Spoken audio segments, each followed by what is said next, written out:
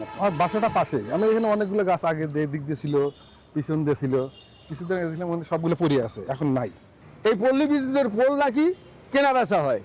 উনি ওনার পোল থেকে কাউকে কোনো সার্ভিস লাইন দিচ্ছে না। এবং শুধু ওইটাই না, আমার বাড়ির আশেপাশে এবং গ্রামের মধ্যে অনেক পোল বিক্রি হয়েছে। অনুমোদন ছাড়াই গাছ কেটে বিক্রি সহ নানান অনিয়মের অভিযোগ উঠেছে সিরাজগঞ্জ পল্লী বিদ্যুৎ সমিতি ১-এর জিএম এর বিরুদ্ধে। অভিযোগগুলো বিদ্যুৎ, জ্বালানি ও খনিজ সম্পদ মন্ত্রণালয় এবং পল্লী বিদ্যুতায়ন বোর্ডে লিখিত অভিযোগ দিয়েছেন স্থানীয় গ্রাহক ও সচেতন নাগরিক। জিএম এর পদত্যাগের দাবিতে প্রতিষ্ঠানের সামনে মানববন্ধনও করেছেন ভুক্তভোগীরা। তবে অভিযোগ সম্পূর্ণ ভিত্তিহীন বলে দাবি জিএম এর। সিরাজগঞ্জ প্রতিনিধি আব্দুস সামাদ সাইমের তথ্যচিত্রের ডেস্ক রিপোর্টে বিস্তারিত। একসময় সবুজে আচ্ছন্ন ছিল সিরাজগঞ্জের পল্লী বিদ্যুৎ সমিতি ১-এর কার্যালয়। বর্তমানে অফিস প্রাঙ্গণে নেই সবুজের সেই চিরায়ত চিত্র।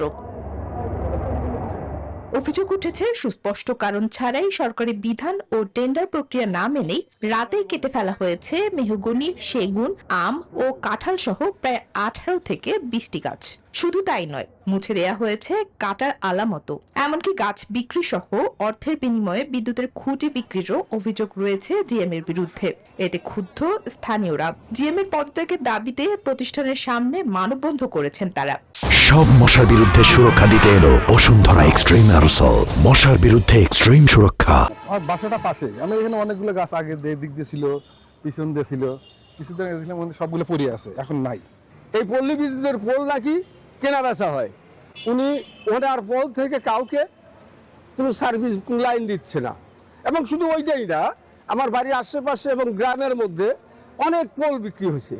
সরকারি প্রতিষ্ঠানে গাছ কাটার ক্ষেত্রে পরিবেশ ও বন বিভাগের অনুমোদন নেওয়া বাধ্যতামূলক। অনুমোদনের আগেই গাছ কাটা হলে তার নিয়ম বহির্ভূত হয়েছে বলে জানান এই কর্মকর্তা। সরকারি গাছ, সরকারি মালিকানাধীন গাছ বা স্বায়ত্তশাসিত প্রতিষ্ঠানের গাছ, যে কোনো গাছই কাটতে গেলে অবশ্যই টেন্ডার বা নিলাম প্রক্রিয়ার মাধ্যমেই করতে হয় এবং সেটা রীতিমতো বিজ্ঞপ্তি দিয়ে মানুষকে জানায় তারপরে এটাকে করতে হয়, এটাই নিয়ম।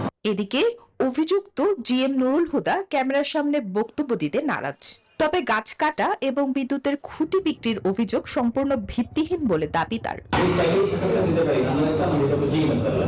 গাছ বিক্রি করে অর্থ আত্মসাৎ ও ক্ষমতার অপব্যবহারের সুষ্ঠু তদন্ত করে জিএম নুরুল হুদার বিরুদ্ধে আইনানুগ ব্যবস্থা গ্রহণের দাবি স্থানীয়দের।